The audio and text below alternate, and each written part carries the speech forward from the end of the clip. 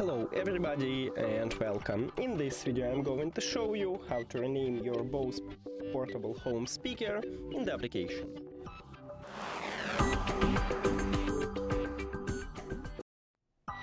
You have to start by opening BOSE application and now go to the settings at the right top.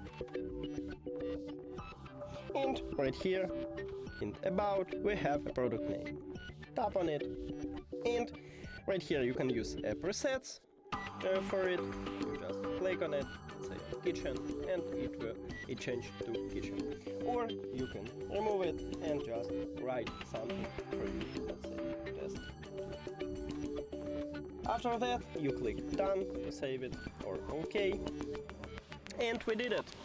Thank you for watching this video. If you found it helpful, please consider subscribing to the channel and leave the like on the video. See you later!